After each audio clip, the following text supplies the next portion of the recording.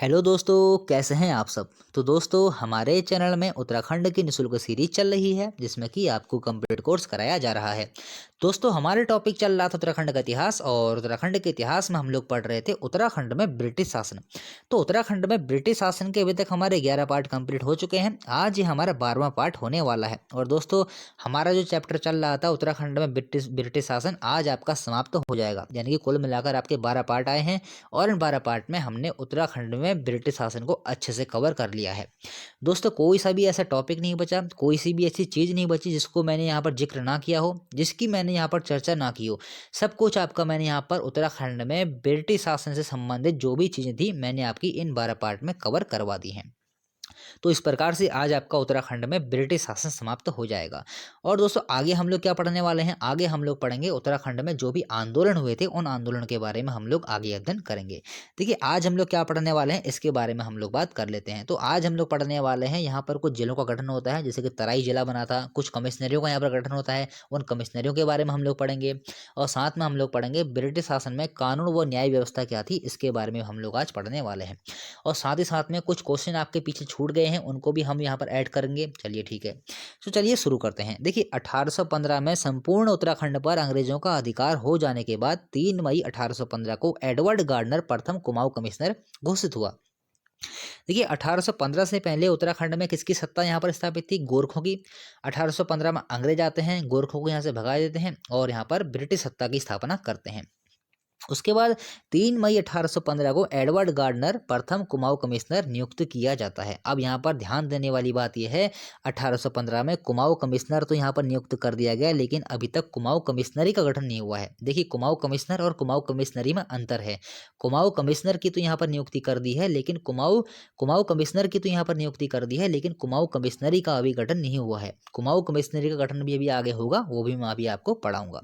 तो देखिए, 1815 ईस्वी में कुमाऊं एक जनपद के रूप में था। 1815 में जिस समय एडवर्ड गार्डनर यहाँ पर प्रथम कुमाऊं कमिश्नर बन के आया था, उस समय कुमाऊं एक जनपद के रूप में था तथा यह एक स्वतंत्र रूप में नहीं था। अब यह स्वतंत्र रूप में नहीं था, तो ये किस रूप में था, ये भी आपको जानना बहुत आवश्यक है। तो देखिए, इस समय जिस समय 1815 में कुमाऊं को एक जनपद के रूप में रखा गया था, इस समय यह स्वतंत्र नहीं था। इसको बोर्ड ऑफ फर्रुखाबाद के अंतर्गत रखा गया था। हम इसको बोर्ड ऑफ फर्रुखाबाद कहें या फिर कमिश्नरी ऑफ फर्रुखाबाद कहें, बात एक ही है। क्वेश्चन दोस्तों बनेगा, 1815 में जिस समय ब्रिटिश सत्ता यहाँ पर स्थापित होती है उत्तराखंड में, तो 1815 में कुमाऊं एक जनपद के रूप में था, इसको किसके अंतर्गत रखा गया था? तो आपका उत्तर क्या हो जाएगा? बोर्ड ऑफ फर्रुखाबाद या फिर कमिश्नरी ऑफ फर्रुखाबाद के अंतर्गत इसको रखा गया था। तो ये तो बात होगी हमारी कुमाऊं जनपद की। अब हम लोग बात करते हैं गढ़वाल की।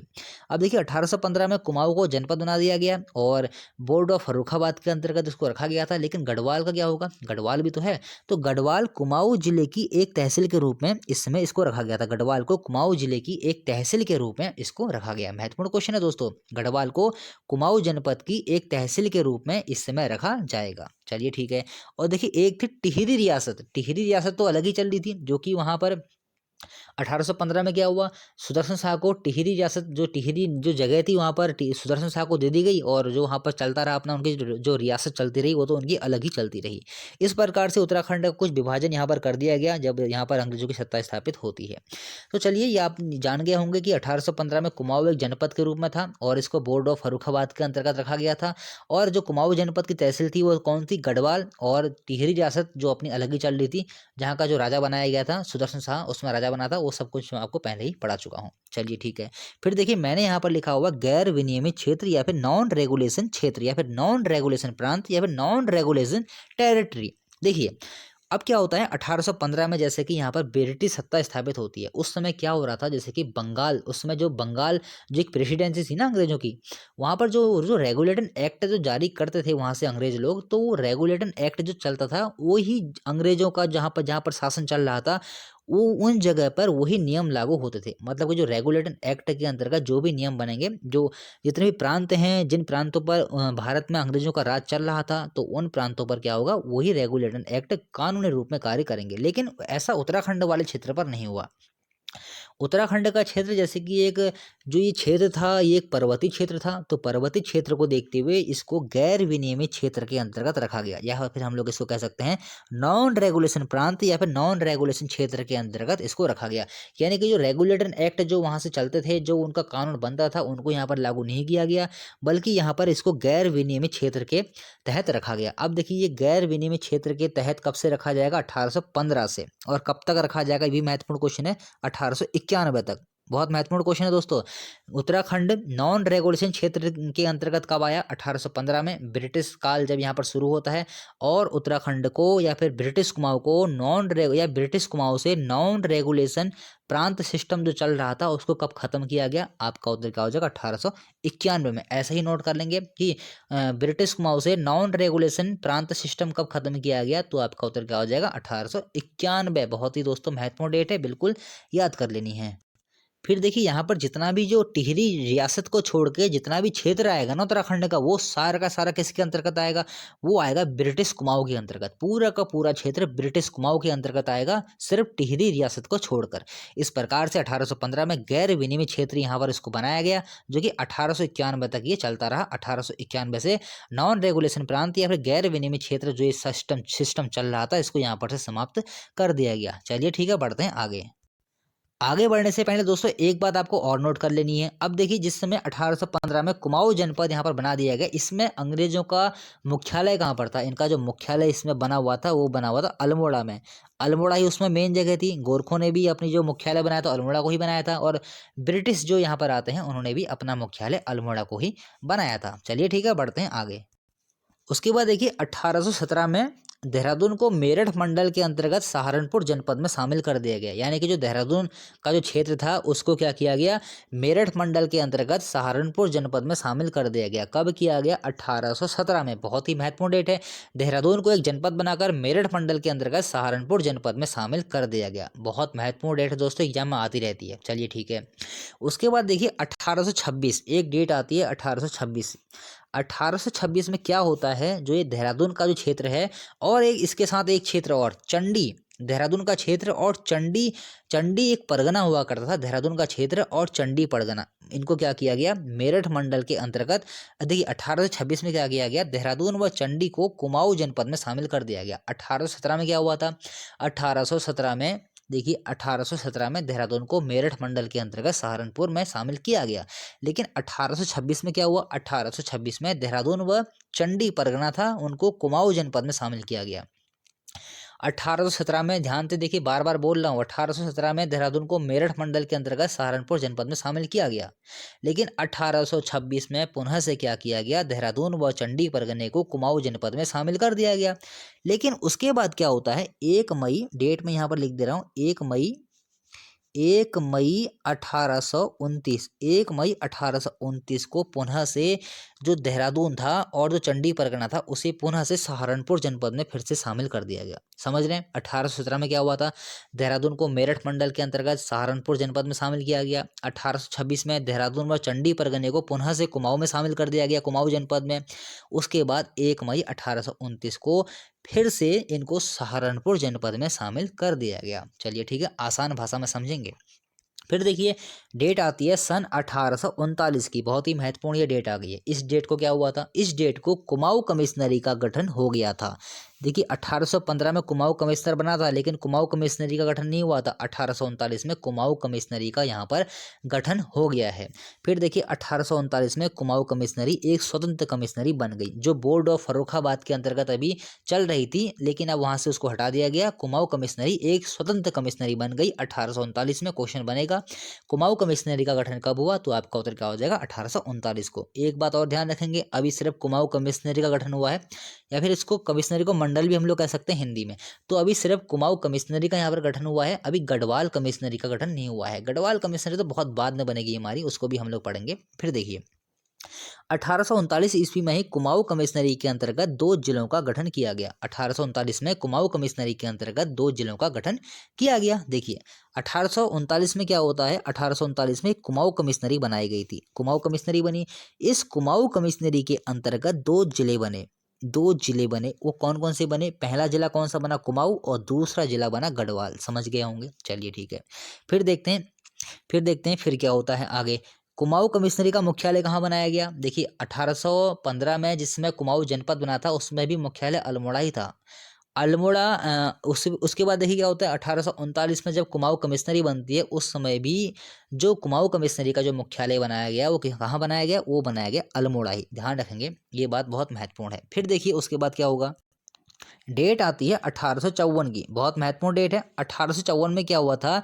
1854 में जो ये कुमाऊं कमिश्नरी का मुख्यालय अल्मोड़ा चल रहा था ना, इसको कहाँ ले जाया गया? इसको यहाँ पर से स्थानांतरित करके इसको नैनीताल ले जाया गया। कुमाऊं कमिश्नरी का मुख्यालय अल्मोड़ा से नैनीताल कब ले जाया गया? बहुत महत्वपूर्ण है। कुमाऊं कमिश्नरी का मुख्यालय अल्मोड़ा से नैनीताल कब पहुंचाया गया? तो आपका उत्तर क्या हो जाएगा? 1854 में। एक बात यहाँ पर से और नोट कर लेनी है, एक जगह है ओस ग्रोव। बहुत दोस्तों ये महत्वपूर्ण क्वेश्चन है, मुझे ऐसा लग रहा है वीडियो वाले एग्जाम के लिए काफी महत्वपूर्ण क्वेश्चन रहेगा। देखिए 1839 में क्या हुआ? कुमाऊं कमिश्नरी का गठन हुआ और मुख्यालय कहाँ चल रहा था? अल्मोड़ा में। 1854 में क्या हुआ? 1854 में कुमाऊं कमिश्नरी का मुख्यालय कहाँ लाया गया? ये लाया गया नैनीताल में। कब? 1854 में। देखिए मैं अच्छे से यहाँ पर लिख देता हूँ ताकि आपको अच्छे से इसको समझ में आ जाए। एक तो मेरे पास पेन नहीं है ना, जैसे पेन से लिखते हैं स्क्रीन पर, पेन नहीं मेरे पास। हो सकता है जल्दी ही मैं पेन खरीद लूँ, उसके बाद आपको अच्छे से यहाँ पर लिख सकूंगा। देखिए 1854 में जो कुमाऊं कमिश्नरी का मुख्यालय था नैनीताल ले जाया गया, लेकिन एक जगह थी वहाँ पर, ये जगह का नाम दोस्तों आपसे पूछ सकता है, इस जगह को आपको नोट करना है। जगह का नाम है ओस ग्रोव। 1854 में कुमाऊं कमिश्नरी का मुख्यालय नैनीताल में किस जगह पर ले जाया गया? तो आपका उत्तर क्या हो जाएगा? ओस ग्रोव। इस ओस ग्रोव को आपको नोट कर लेना है, इसलिए मैंने यहाँ पर लिखा है। चलिए ठीक है।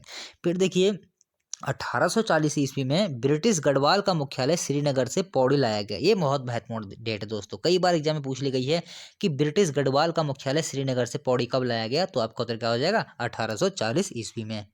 तो चलिए ठीक है, बढ़ते हैं आगे। उसके बाद देखिए तराई जिले का गठन, एक तराई जिला था, एक तराई जिला बनाया गया था 1842 में। बहुत महत्वपूर्ण डेट है, क्वेश्चन दोस्तों डायरेक्ट बनेगा।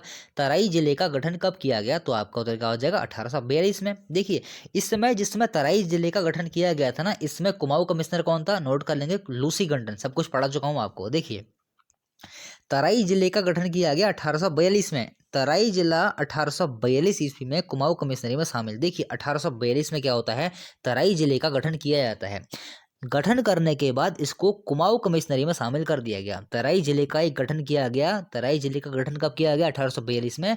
गठन करने के बाद इसको कुमाऊं कमिश्नरी में शामिल कर दिया गया। क्वेश्चन बनेगा तराई, पहला क्वेश्चन क्या बनेगा? तराई जिले का गठन 1842 आपका उत्तर हो जाएगा। तराई जिले को कुमाऊं कमिश्नरी में कब शामिल किया गया? तो आपका उत्तर क्या हो जाएगा? 1842 ईस्वी में। चलिए ठीक है।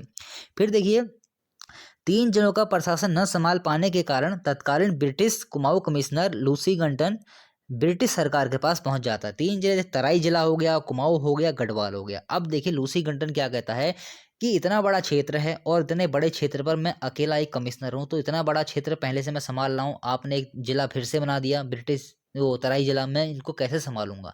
तो ये सरकार के पास लूसी गंटन जाता है, सरकार के पास अपनी शिकायत लेके, और उस शिकायत के फलस्वरूप क्या होता है? देखिए 1848 ईस्वी में तराई जिले को कुमाऊं कमिश्नरी से पृथक कर दिया गया। बहुत महत्वपूर्ण क्वेश्चन है दोस्तों। 1842 में तराई जिले का गठन हुआ था और 1842 में ही तराई जिला कुमाऊं कमिश्नरी में शामिल हुआ और 1848 में इस तराई जिले को कुमाऊं कमिश्नरी से अलग कर दिया गया। क्वेश्चन बनेगा तराई जिले को कुमाऊं कमिश्नरी से कब अलग किया गया? तो आपका उत्तर क्या हो जाएगा? 1848 ईस्वी में। अब देखिए इसको अलग तो कर दिया गया 1848 में, इसको कुमाऊं कमिश्नरी से अलग तो कर दिया गया, लेकिन इसको कहाँ रखा गया? भाई कहीं तो रखेंगे ना इसको।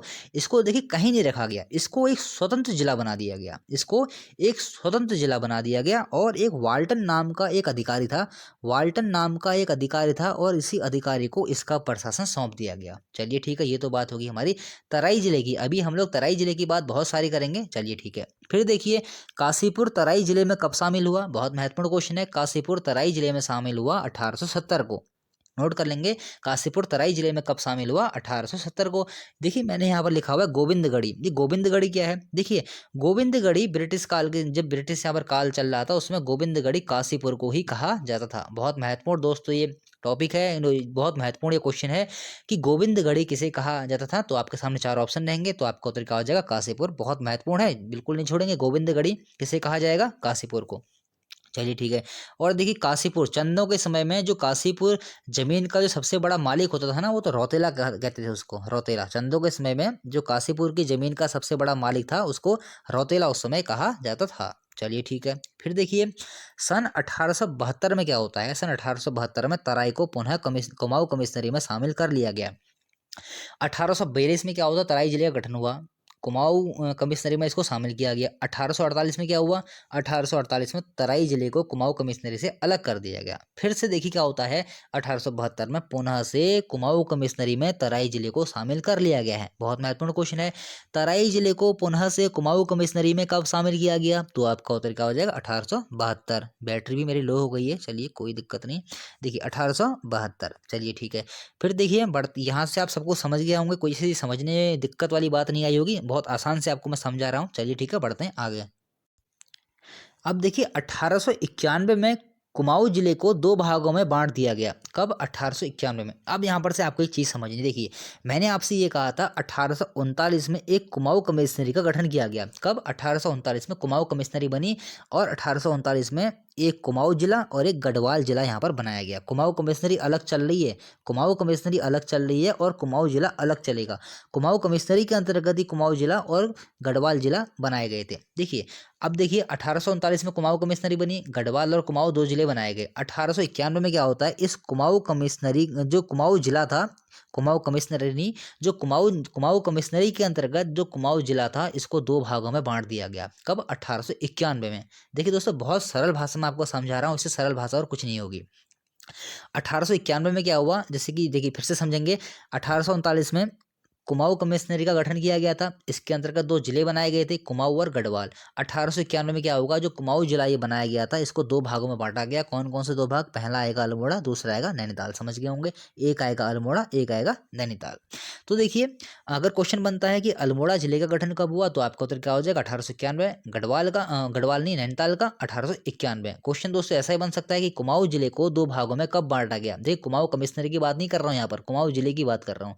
तो कुमाऊं जिले को दो भागों में कब बांटा गया, तो आपका उत्तर क्या हो जाएगा 1891। चलिए ठीक है।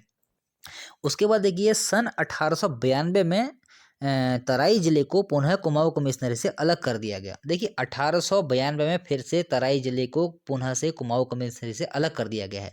1842 में क्या हुआ था, समझेंगे। 1842 में तराई जिला बना, कुमाऊं कमिश्नरी में शामिल हुआ। 1848 में उसे क्या किया गया, लूसी गंटन की शिकायत पर कुमाऊं कमिश्नरी से अलग कर दिया गया तराई जिले को। 1872 में पुनः से जो तराई जिला था वो कुमाऊं कमिश्नरी में शामिल होता है, लेकिन 1892 में पुनः से तराई जिले को कुमाऊं कमिश्नरी से अलग कर दिया गया। यहाँ पर भी वही कारण था, जो इस समय यहाँ पर तत्कालीन कमिश्नर था उसकी भी ये शिकायत थी कि जो प्रशासन है वो नहीं संभाल पा रहा है, तो तराई जिले को यहाँ पर से हटा दिया गया फिर से कुमाऊं कमिश्नरी से, और इस प्रकार से तराई जिला फिर से यहाँ पर एक बार अलग हो गया है कुमाऊं कमिश्नरी से। चलिए ठीक है। फिर देखिए स्वतंत्रता तक कुमाऊं कमिश्नरी में अब तीन जिले ही रहेंगे। कौन कौन से, अल्मोड़ा, नैनीताल और पौड़ी गढ़वाल। मात्र अब तीन जिले ही रहेंगे स्वतंत्रता तक, इन्हीं के बारे में हम लोग पढ़ेंगे। और एक रियासत रहेगी, वो कौन रहेगी, टिहरी रियासत, वो अलग ही चल रही है। चलिए ठीक है, ये आप समझ गए होंगे। फिर देखिए 1 अगस्त 1949 ईस्वी को टिहरी रियासत को कुमाऊं मंडल या कमिश्नरी के चौथे जिले के रूप में सम्मिलित किया गया। देखिए यहाँ पर भारत आज़ाद हो गया था, उसके बाद क्या होता है, 1 अगस्त 1949 को टिहरी रियासत को कुमाऊं मंडल या कमिश्नरी के चौथे जिले के रूप में सम्मिलित किया गया। तीन तो ये चल रहे हैं ना, तीन तो ये चल रहे हैं। अगर क्वेश्चन ये बनता है कि 1 अगस्त 1949 को टिहरी रियासत को कुमाऊं मंडल या कमिश्नरी के किस नंबर के जिले के रूप में शामिल किया गया था, तो आपका उत्तर क्या हो जाएगा, चौथे जिले। ये देखिए नया क्वेश्चन बन गया, चौथे जिले के रूप में इसको शामिल किया गया था। और देखिए स्वतंत्रता तक अल्मोड़ा, नैनीताल और पौड़ी गढ़वाल यहाँ पर चल रहे हैं, साथ में एक अब स्वतंत्रता के बाद कौन सा आ जाएगा, ये आ जाएगा कुमाऊं, ये आ जाएगा टिहरी रियासत चौथे जिले के रूप में। अब ये भारत में इसका विलय हो गया है। चलिए ठीक है, बढ़ते हैं आगे। उसके बाद देखिए क्या होता है, उसके बाद 1960 में क्या होगा, 1960 में जैसे कि चमोली, पिथौरागढ़ और उत्तरकाशी जनपद बनाए जाएंगे। पिथौड़ी नहीं, पिथौरागढ़, चमोली और उत्तरकाशी। 1960 में इन जनपदों का गठन किया जाएगा। हालांकि भूगोल वाले चैप्टर में सब कुछ मैं आपको पढ़ा चुका हूँ जनपदों के गठन के बारे में। तो 1960 में चमोली, पिथौरागढ़ और उत्तरकाशी नामक जनपदों का गठन किया गया। उसके बाद देखिए 1960 में ही सरकारी गजट में सर्वप्रथम उत्तराखंड शब्द का भी प्रयोग किया गया था। चलिए ठीक है। उसके बाद देखिए क्या हुआ था, उसके बाद कुमाऊं कमिश्नरी का अब होगा विभाजन। अभी देखिए अभी तक कुमाऊं कमिश्नरी का विभाजन हुआ ही नहीं है। कुमाऊं कमिश्नरी का विभाजन होगा 1968 में। कुमाऊं कमिश्नर चल रही थी शुरू से, हमने देखा था 1839 से। कुमाऊं कमिश्नरी का गठन नहीं हुआ था। कुमाऊं कमिश्नरी के अंतर्गत ही 2 जिले बनाए गए थे। कौन कौन से? कुमाऊं गढ़वाल। कुमाऊं जनपद का विभाजन हुआ था। कुमाऊं कमिश्नरी का अभी तक विभाजन नहीं हुआ है, तो अब होगा कुमाऊं कमिश्नरी का विभाजन। 1968 में नहीं हुआ था, 1968 में इसका प्रस्ताव पारित किया गया था कि कुमाऊं कमिश्नरी का विभाजन किया जाएगा स्वतंत्रता के बाद। तो देखिए इसी विभाजन के तहत 1969 में गढ़वाल मंडल या कमिश्नरी का गठन कर दिया गया। देखिए 1839 में कुमाऊं मंडल का गठन हुआ था और 1969 में गढ़वाल मंडल का गठन कर दिया गया है। तो इस प्रकार से देखिए अब बन रहा है गढ़वाल मंडल या फिर गढ़वाल कमिश्नरी अब बन रही है। देखिए बहुत देर हो गई आते आते यहाँ पर 1969 में गढ़वाल कमिश्नरी का भी यहाँ पर गठन हो गया है। हालांकि किसी किसी किताब में मैंने देखा इसका उत्तर 1970 भी दे रखा है, लेकिन इसका सही उत्तर 1869 ही है। अगर आपको एग्जाम में 1969 नहीं मिलता है तब आप 1970 की तरफ जा सकते हैं, वैसे इसका उत्तर 1969 ही है। तो इस प्रकार से कुमाऊं कमिश्नरी का विभाजन हो गया और कुमाऊं कमिश्नरी और गढ़वाल कमिश्नरी यहाँ पर से अलग अलग बन गई हैं। कुमाऊं कमिश्नरी बनी थी 1839 में और गढ़वाल कमिश्नरी कब बनी? 1969 में। देखिए महत्वपूर्ण क्वेश्चन है, दोनों नोट कर लेंगे। चलिए ठीक है। उसके बाद देखिए 1975 में देहरादून को मेरठ मंडल से हटाकर गढ़वाल मंडल में शामिल कर लिया गया। कई बार दोस्तों क्वेश्चन आ चुका है कि देहरादून को मेरठ मंडल से हटाकर गढ़वाल मंडल में कब शामिल किया गया, तो आपका उत्तर क्या हो जाएगा? 1975 में। उसके बाद देखिए 1988 में क्या हुआ था? हरिद्वार जिले का गठन किया गया था 1988 में। लेकिन देखिए यहाँ पर से एक चीज़ आपको समझनी है। 1997 ईस्वी को हरिद्वार को सहारनपुर जिले में शामिल कर दिया गया तथा 9 नवंबर 2000 को उत्तराखंड राज्य के निर्माण के साथ ही हरिद्वार को उत्तराखंड के गढ़वाल मंडल में पुनः शामिल कर लिया गया। देखिए यहाँ पर से क्या हो रहा है, 1997 को हरिद्वार को सहारनपुर जिले में शामिल किया गया। क्वेश्चन बनेगा हरिद्वार को सहारनपुर जिले में कब शामिल किया गया, तो आपका उत्तर क्या हो जाएगा? 1997 को। लेकिन हरिद्वार को सहारनपुर जिले से हटाकर उत्तराखंड में कब शामिल किया गया? जब राज्य का निर्माण होता है हमारे 9 नवंबर 2000 को, उसी के साथ हरिद्वार को उत्तराखंड के गढ़वाल मंडल में इसको शामिल कर लिया गया था। एक डेट आपको यहाँ से और लिखनी है, डेट आती है 31 मार्च। डेट बहुत आ रही है आज। 31 मार्च 1976। इसमें क्या हुआ था? 31 मार्च 1976 को कुमाऊं मंडल विकास निगम और गढ़वाल मंडल विकास निगम का गठन किया गया। नोट कर लेंगे कि कुमाऊं मंडल विकास निगम और गढ़वाल मंडल विकास निगम का गठन कब किया गया, तो आपका उत्तर क्या हो जाएगा? दोनों ही 31 मार्च 1976 को बनाए गए थे। कहीं कहीं देखिए इसकी डेट कुमाऊं मंडल विकास निगम की डेट कहीं कहीं पर 1973 भी दे रखी है, लेकिन ये उसका जो उत्तर है 31 मार्च 1976 ही। अलग अलग किताबों में अलग अलग डेट है, खिचड़ी पका रखी है अलग अलग किताबों में। तो कुमाऊं मंडल विकास निगम और गढ़वाल मंडल विकास निगम का गठन कब होगा, तो ये होगा 1976 में। चलिए ठीक है। उसके बाद देखिए 1995 में क्या हुआ था? 1995 में क्या हुआ था? उधम सिंह नगर जनपद बनाया गया था। 1997 में क्या हुआ था? 1997 में रुद्रप्रयाग, बागेश्वर और चंपावत जनपद बनाए गए थे। इस प्रकार से देखिए जो हमारा उत्तराखंड में जिलों का गठन है वो मैंने आपको बता दिया है। जो भी आपको कन्फ्यूजिंग है, हालांकि जहाँ तक समझ सकता हूँ सब कुछ जो आपका कन्फ्यूजिंग होगा वो सब कुछ मैंने आपका दूर करने की पूरी कोशिश यहाँ पर की है। चलिए ठीक है, बढ़ते हैं आगे। तो अब हम लोग पढ़ लेते हैं ब्रिटिश कुमाऊं गढ़वाल की न्याय व कानून व्यवस्था। हालांकि मैं ये चैप्टर हो सकता था अलग भी कर देता, लेकिन मैंने सोचा चलिए एक ही दिन हम लोग इसको समाप्त कर देते हैं। हालांकि मैंने सोचा था ये न्याय व्यवस्था वाला अलग पढ़ाऊंगा और जो अभी हम लोग पढ़ चुके हैं उसको अलग पढ़ाऊंगा, लेकिन मैंने सोचा चलिए ये इतने दिन आपको क्यों लेना है, इसी में इसको हम लोग समाप्त कर देते हैं। मेरा ऐसा नहीं दोस्तों कि चैप्टर को लंबा चैप्टर को पार्ट में ज़्यादा डिवाइड करूँ। मेरी कोशिश ये रहती है एक ही चैप्टर में आपको ज़्यादा से ज़्यादा मैटर दे दूँ। चलिए ठीक है। जो ब्रिटिश कुमाऊं गढ़वाल की न्याय व कानून व्यवस्था क्या थी इसके बारे में हम लोग अध्ययन करते हैं। अब देखिए अंग्रेजों के उत्तराखंड में आने से पूर्व यहाँ गोरखों की सत्ता स्थापित थी तथा गोरखों ने मनमाने ढंग से यहाँ न्याय व कानून व्यवस्था चलाई थी। देखिए एक बात आपको ये समझनी है, जिस समय यहाँ पर गोरखा काल चल रहा था, तो गोरखा काल में यहाँ पर कैसा शासन था, तो उनका शासन फौजी शासन था। गोरखाओं के काल में यहाँ का शासन कैसा था? फौजी शासन था। चंदों के काल में जो यहाँ पर पुलिस प्रबंध था वो थोकदार व प्रधानों के हाथ में था। जो प्रधान थे, थोकदार थे, उन्हीं के हाथ में था। गोरखा काल में फौजी शासन यहाँ पर स्थापित होता है। ब्रिटिश काल में एक व्यवस्थित तरीके से एक पुलिस विभाग की स्थापना की जाती है। यहाँ पर न्याय व कानून व्यवस्था के लिए एक हम लोग कह सकते हैं व्यवस्थित तरीका यहाँ पर ब्रिटिश काल में ही अपनाया गया था। चलिए ठीक है। फिर देखिए अंग्रेजों ने गोरखों की न्याय व कानून व्यवस्था को समाप्त कर दिया गया। मतलब कि जिस समय गोरखे यहाँ पर सत्ता अपनी चला रहे थे, उन्होंने जो भी कानून वो न्याय व्यवस्था यहाँ पर चलाई थी, अंग्रेजों ने उन सबको समाप्त कर दिया, क्योंकि जो गोरखों की जो कानून व न्याय व्यवस्था थी वो काफ़ी इनकी अन्यायपूर्ण हुआ करती थी। मतलब हमने पढ़ा था ना गोरखा काल, तो हमने पढ़ा था किस प्रकार से उन्होंने गोला दीप प्रथा थी, कड़ाई दीप प्रथा थी, बहुत बेकार बेकार प्रथाएं उन्होंने न्याय के क्षेत्र में चलाई हुई थी, जिनको दिव्य दिव्य प्रथा उसमें कहा गया था। तो वो सब अंग्रेजों ने समाप्त कर दी थी। तो वो भी मैं आपको बताऊंगा किसने समाप्त की थी। चलिए ठीक है। फिर देखिए 1817 में ट्रेल ने व्यभिचार प्रथा की समाप्ति की थी। 1817 में ट्रेल ने व्यभिचार प्रथा की समाप्ति की थी। देखिए व्यभिचार प्रथा क्या थी, इसके बारे में हम लोग बात करते हैं। देखिए अवैध संबंधों पर, ये हम लोग कह सकते हैं जो व्यभिचार प्रथा थी अवैध संबंधों पर थी। जैसे कि किसी आदमी की औरत का संबंध किसी अन्य आदमी से है। देखिए समझेंगे, किसी आदमी का संबंध, किसी आदमी की औरत का संबंध किसी अन्य आदमी से है, तो उस औरत जो कि, देखिए यहाँ पर से मैं आपको थोड़ा मैप के माध्यम से समझाता हूँ। देखिए मान लीजिए एक आदमी है, ये इसकी औरत है, और यहाँ पर इस औरत का संबंध किसी अन्य व्यक्ति से है। अब देखिए इस कंडीशन में क्या होता था, ये औरत का संबंध अगर किसी व्यक्ति से है तो इस आदमी को पूरा अधिकार था कि ये इसकी हत्या कर सकता था। देखिए यहाँ पर से इस आदमी को पूरा अधिकार था कि ये इस आदमी की हत्या कर दे। ये किस काल में था, ये था गोरखों के काल में। इसी को कहा गया है व्यभिचार प्रथा, इसी को कहा गया था व्यभिचार प्रथा। लेकिन अंग्रेजों के काल में क्या होता है, इस प्रथा को समाप्त कर दिया गया।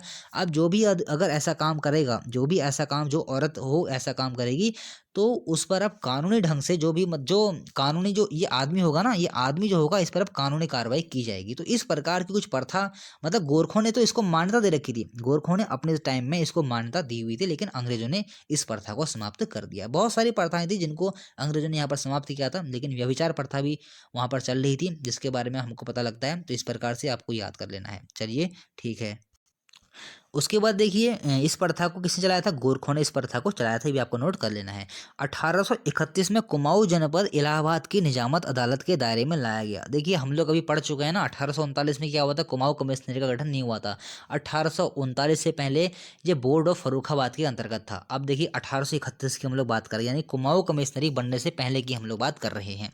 तो 1831 में कुमाऊं जनपद इलाहाबाद की निजामत अदालत के दायरे में लाया गया था। क्वेश्चन बन सकता है, कुमाऊं जनपद को इलाहाबाद की निजामत अदालत के दायरे में कब लाया गया, तो आपका उत्तर क्या हो जाएगा, 1831 में। चलिए ठीक है, बढ़ते हैं आगे।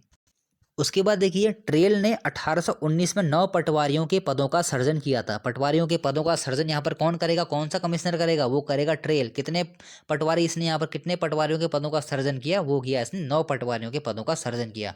हालांकि 1825 में क्या होता है, 1825 में 17 पटवारियों के नए पद सृजित किए गए। 1830 में क्या होता है, 1830 में 30 पटवारियों के नए पद यहाँ पर सृजित किए जाते हैं। लेकिन जो प्रथम बार जो यहाँ पर पदों का सृजन कर रहा है पटवारियों के, वो कौन कर रहा है, वो करता है ट्रेल। चलिए ठीक है। उसके बाद देखिए ब्रिटिश काल में 1874 में राज्य में राजस्व पुलिस व्यवस्था आरंभ की गई। देखिए यहाँ पर से आपको ये समझना है राजस्व पुलिस व्यवस्था क्या है और पुलिस व्यवस्था क्या है। देखिए राजस्व पुलिस व्यवस्था के अंतर्गत ये था, जो पटवारी होंगे, जो कानूनगो होंगे, जो नायब तहसीलदार होंगे, मुख्यतः पटवारी थे, मुख्यतः पटवारी और कानूनगो ही थे। यानी कि जो पटवारी होगा वह अब पुलिस का भी कार्य करेगा। अब जब पटवारी अगर पुलिस का कार्य करेगा तो उसको कहा गया राजस्व पुलिस व्यवस्था। देखिए पटवारी अगर पुलिस का कार्य करेगा तो उसको कहा गया राजस्व पुलिस व्यवस्था। पुलिस व्यवस्था अलग होगी, राजस्व पुलिस व्यवस्था अलग होगी। तो ब्रिटिश काल में 1874 में राजस्व पुलिस व्यवस्था भी लागू की गई थी। अब ये क्यों की गई थी, इसका कारण समझेंगे। राजस्व पुलिस व्यवस्था लागू करने का यहाँ पर यह कारण था, पहाड़ों पर अपराध बहुत कम होते थे, इस प्रकार अपराध कम हुआ करते थे। इसी कारण से जो अंग्रेज थे उनको ये लगा कि यहाँ पर जो एक पुलिस विभाग है उसको जरूरी नहीं है कि जो पहाड़ों पर पुलिस विभाग बनाया जाए और पुलिस की नियुक्ति की जाए। अब देखिए उसमें क्या होता था, एक तो पुलिस का खर्चा होता था, अलग से चौकियां बनाई जाएंगी, उसके लिए अलग से खर्चे किए जाएंगे। अगर ये जो पुलिस का कार्य अगर पटवारी करता है तो यहाँ पर से खर्चा बचेगा और जो लोग यहाँ पर नियुक्त की जाएंगे उनकी भी बचत होगी। तो इस प्रकार से अपराध कम हो रहे थे, अपराधों की यहाँ पर संख्या बहुत कम थी। इस प्रकार से एक राजस्व पुलिस व्यवस्था यहाँ पर लागू की गई। जो पटवारी होगा वही पुलिस का कार्य करेगा। डेट आपको याद कर लेनी है, बहुत महत्वपूर्ण है, कई बार एग्जाम में आ भी चुकी है कि ब्रिटिश काल में उत्तराखंड में राजस्व पुलिस व्यवस्था कब लागू की गई। तो आपका उत्तर क्या हो जाएगा, 1874 में। वर्तमान में भी ये 71% किसके अनुसार, परीक्षा वाणी के अनुसार कह रहा हूँ मैं। वर्तमान में राज्य के 61% भाग पर ये राजस्व पुलिस व्यवस्था प्रचलित है या फिर हमारी चल रही है। चलिए ठीक है। फिर देखिए क्या होता है, ब्रिटिश काल में तराई भाबर के पटवारी और कानूनगो की नियुक्ति के नियम सर्वप्रथम 1897 में निर्धारित किए गए। पटवारी और कानूनगो, देखिए पटवारी की नियुक्ति तो कर दी गई थी 1819 में, यहाँ पर 9 पटवारियों के पदों का सर्जन किया था, लेकिन अभी तक कोई ऐसा नियम नहीं बनाया था उनकी नियुक्ति के लिए। लेकिन 1897 में इनकी नियुक्ति से संबंधित कुछ नियम निर्धारित किए गए, जिनको कि 1906, 1907 में लागू किया गया। क्वेश्चन दोस्तों बनेगा कि ब्रिटिश काल में सर्वप्रथम पटवारियों और कानूनगो की नियुक्ति के लिए नियम कब निर्धारित किए गए, तो आपका उत्तर क्या हो जाएगा 1897 में। इनको लागू कब किया गया, 1906 1907 में।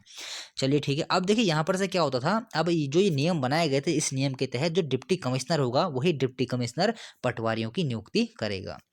फिर देखिए, गोरखों द्वारा प्रचलित न्याय की दिव्य प्रथाओं का अंत 1836 में कुमाऊं कमिश्नर गोबान ने किया था। पढ़ा चुका हूँ गोबान वाले चैप्टर में सब कुछ। तो दोस्तों ये भी क्वेश्चन बनता है कि गोरखों की जो प्रचलित दिव्य, जो न्याय की जो दिव्य प्रथाएं थी, उसका अंत किस कमिश्नर ने किया था, तो आपका उत्तर क्या हो जाएगा 1836। आपको डेट याद रखनी है, 1836 में किसने किया, कुमाऊं कमिश्नर गोबान ने। हालांकि 1829 में यहाँ से सती प्रथा का भी अंत हो गया था। सती प्रथा का अंत तो भारत से ही हो गया था, तो उत्तराखंड से भी इसका अंत हो जाएगा। चलिए ठीक है, उसके बाद देखिए, ट्रेल ने अल्मोड़ा जेल की स्थापना कब की। बहुत महत्वपूर्ण क्वेश्चन है दोस्तों। ट्रेल ने अल्मोड़ा जेल की स्थापना कब की, 1816 में, पढ़ा चुका हूँ पहले भी। और पौड़ी जेल की स्थापना कब करेगा, 1821 में। कई बार दोस्तों 1816 तो एग्जाम आ भी चुका है कि अल्मोड़ा जेल की स्थापना कब हुई थी, 1816 में। देखिए ये कुमाऊं का पहला थाना रहेगा, नहीं थाना नहीं, जो जेल रहेगी ये पहली जेल रहेगी। 1816 में अल्मोड़ा जेल की स्थापना होती है ट्रेल के द्वारा, और पौड़ी में कब होती है, 1821 में। फिर देखिए, अल्मोड़ा में थाना कब स्थापित हुआ। अल्मोड़ा में जो थाना स्थापित होगा वो होगा 1837 में, और ये कुमाऊं का पहला थाना रहेगा। अब देखिए यहाँ पर से एक बात और समझिए, जेल और थाना इन दोनों में अंतर है। थाना क्या रहता है, थाना एक प्रकार से हम लोग कह सकते हैं जो पुलिस का जो ऑफिस होता है, जो एक कार्यालय होता है, उसको हम लोग बोलते हैं थाना। और जेल क्या होती है, जहाँ पर कैदियों को रखा जाता है, एक निश्चित अवधि के लिए कुछ कैदियों को रखा जाता है, उसको हम लोग कहते हैं जेल। तो देखिए 1816 में अल्मोड़ा में जेल की स्थापना की गई, और 1837 में अल्मोड़ा में थाना स्थापित किया गया, कुमाऊं में पहला थाना। उसके बाद देखिए, नैनीताल व रानीखेत में कब थाने स्थापित हुए। 1843 में नैनीताल में थाना स्थापित हुआ, और 1869-1870 के बीच में रानीखेत में थाना स्थापित हुआ। ये भी आपको याद रखना है। 1843 में जिस समय नैनीताल में थाना स्थापित किया गया था, इस समय कुमाऊं कमिश्नर कौन था, तो आपका उत्तर क्या हो जाएगा, लूसी गंटन। और देखिए इस समय कौन रहेगा, 1869-70 में जिस समय रानीखेत में थाना स्थापित किया गया, उस समय कुमाऊं कमिश्नर कौन था, तो आपका उत्तर क्या हो जाएगा, हेनरी रैमजे। चलिए ठीक है, बढ़ते हैं आगे। फिर देखिए, अंग्रेजी शासनकाल में कुमाऊं में कितने परगने थे। बहुत महत्वपूर्ण क्वेश्चन है दोस्तों, एग्जाम में आ भी चुका है। अंग्रेजी शासनकाल में कुमाऊं में कितने परगने थे, तो आपका उत्तर क्या हो जाएगा, 19। और अंग्रेजी शासनकाल में कुमाऊं क्षेत्र में कितनी पट्टियां थी। पट्टियों को पटवारी क्षेत्र भी कहा जाता है, पटवारी क्षेत्र कहें, पट्टियां कहें, बात एक ही है। तो अंग्रेजी शासनकाल में कुमाऊं क्षेत्र में कितनी पट्टियां थी, तो ये थी 125। फिर देखिए, अंग्रेजी शासनकाल में गढ़वाल में कितने परगने थे, तो आपका उत्तर क्या हो जाएगा, 11। अंग्रेजी शासनकाल में गढ़वाल में 11 परगने थे। और अंग्रेजी शासनकाल में गढ़वाल में कितनी पट्टियां थी, यानी कि पटवारी क्षेत्र, तो ये थे 86। दोनों को आपको याद कर लेना है अलग अलग। चलिए ठीक है।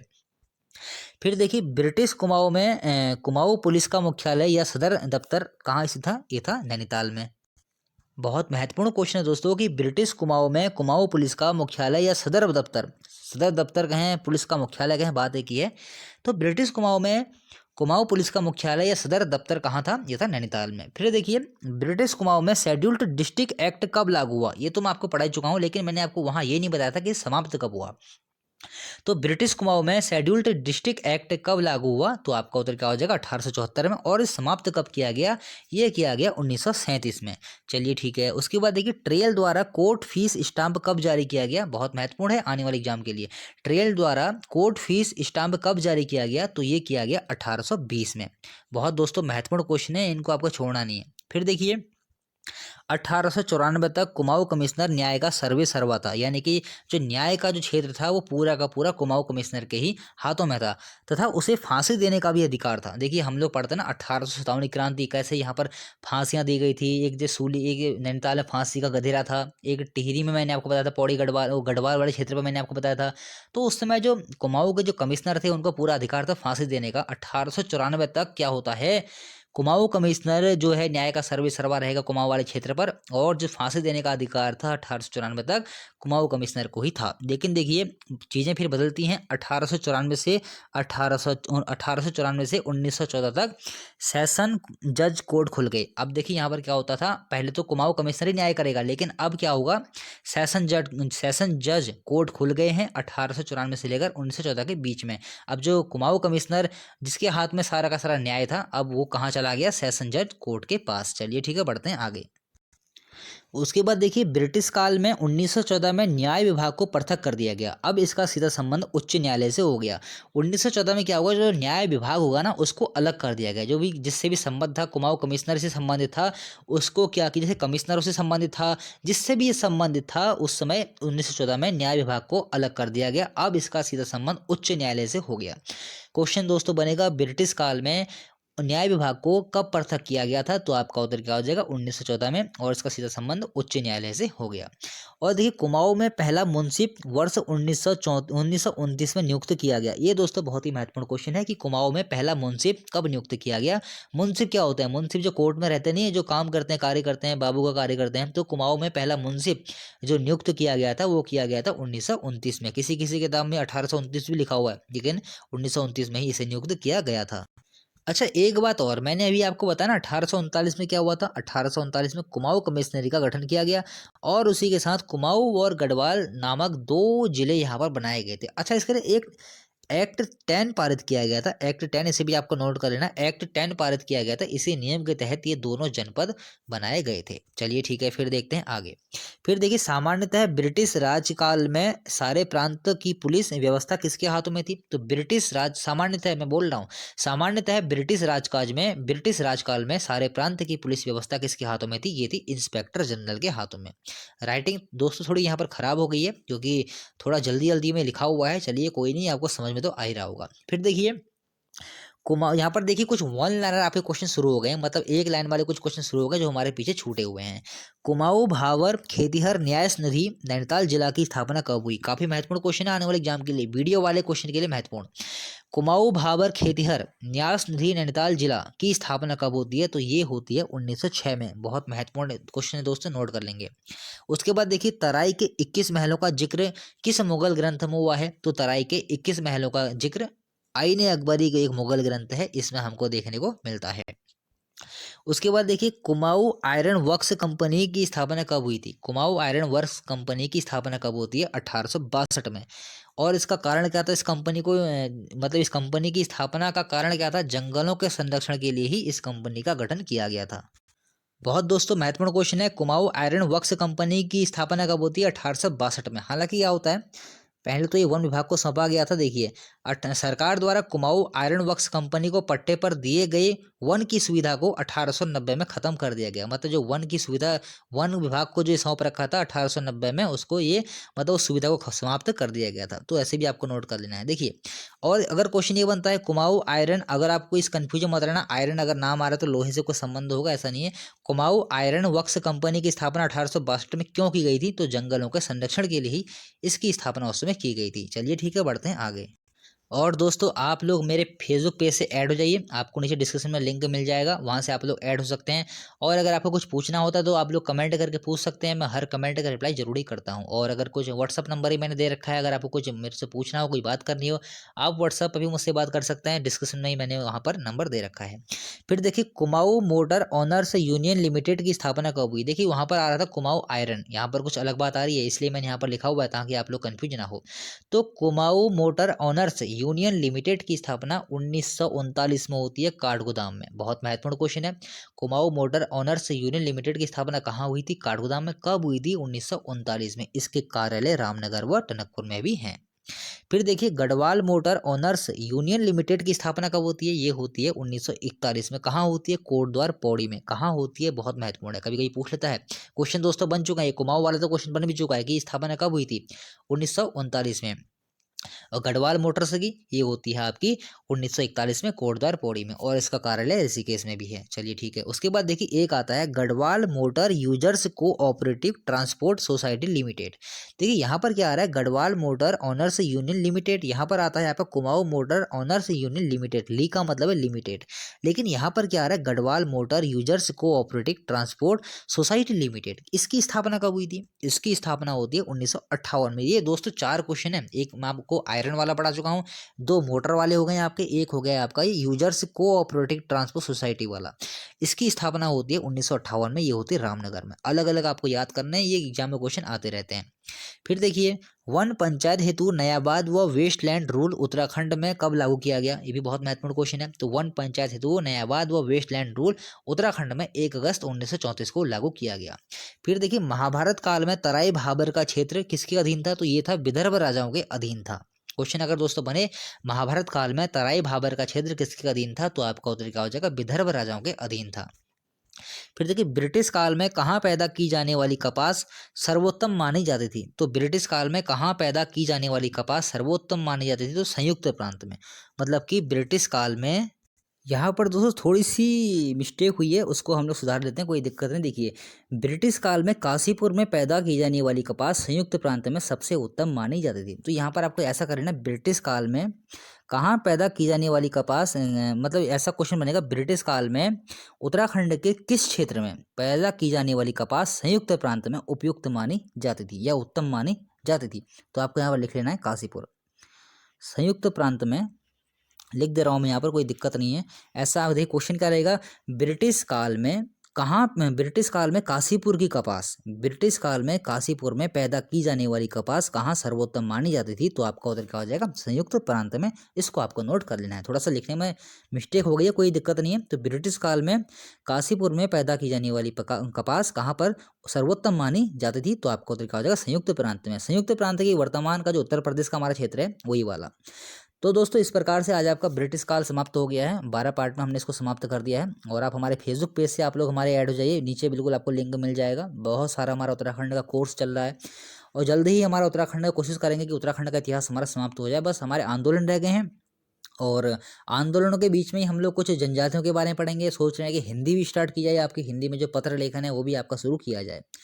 दोस्तों मिलते हैं अगली वीडियो में। आज के लिए इतना ही, और एक रिक्वेस्ट आपसे और रहती है, वीडियो को शेयर कर दिया कीजिए उन लोगों तक जिसकी इसको बहुत ही ज़रूरत है, जो online course offline course afford नहीं कर सकते हैं, उनको आप लोग शेयर कर दिया कीजिए और लाइक कर दिया कीजिए, ताकि मुझे भी ऐसा लगे कि आपको वीडियो अच्छी लग रही है।